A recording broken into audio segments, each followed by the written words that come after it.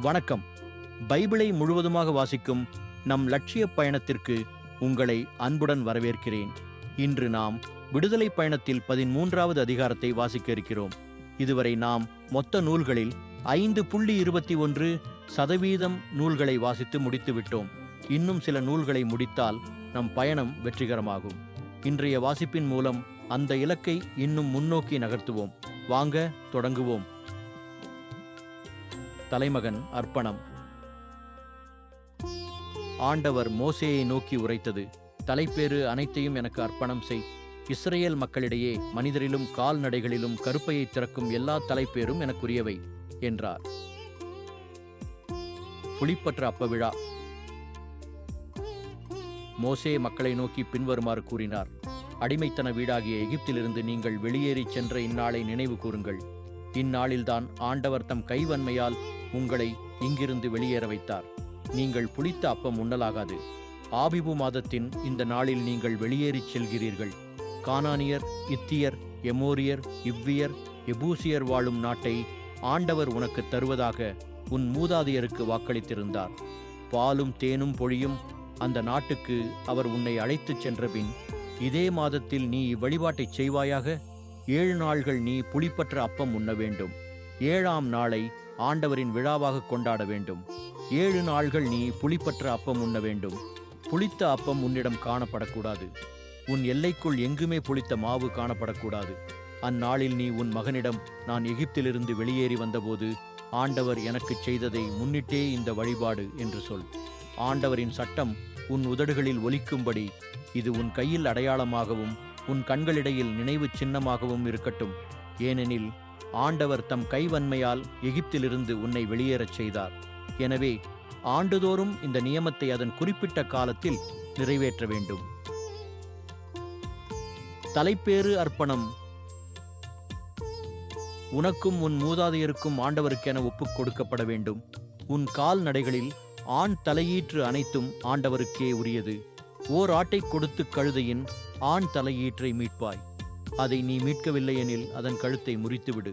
உன் ஆண் பிள்ளைகளுள் எல்லா தலைப்பேற்றையும் நீ மீட்க வேண்டும்.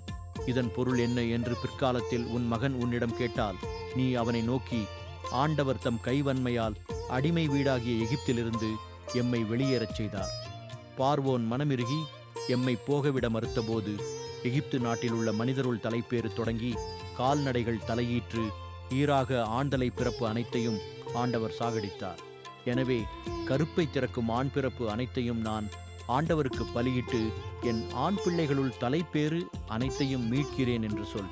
இது உன் கையில் அடையாளமாகவும் உன் கண்களுக்கிடையில் சீட்டுப்பட்டமாகவும் அமையட்டும். ஏனெனில் தம் கைவன்மையால் ஆண்டவர் எம்மை எகிப்திலிருந்து வெளியேற வைத்தார். மேகத்தூண், நெருப்புத்தூண். மக்களை பார்வோன் அனுப்பிய போது பெலிஸ்தியர் நாட்டு நெடுஞ்சாலைதான் நேர்வழியெனினும் அதன் வழியாக கடவுள் அவர்களை நடத்திச் செல்லவில்லை. ஏனெனில் போரைக் கண்டு இம்மக்கள் மனம் தளர்ந்து எகிப்திற்கே திரும்பி விடுவார்கள் என்றார் கடவுள். கடவுள் மக்களை பாலை நிலச் சுற்று வழியாக செங்கடலுக்கு போகச் செய்தார்.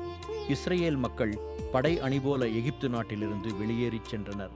மேலும் யோசேப்பின் எலும்புகளை மோசே தம்மோடு எடுத்துச் சென்றார். ஏனெனில் கடவுள் உங்களை சந்திக்கும் போது இங்கிருந்து என் எலும்புகளை உங்களோடு எடுத்துச் செல்லுங்கள் என்று யோசேப்பு இஸ்ரேல் மக்களிடம் கூறி அது பற்றி அவர்களிடம் உறுதிமொழி பெற்றிருந்தார்.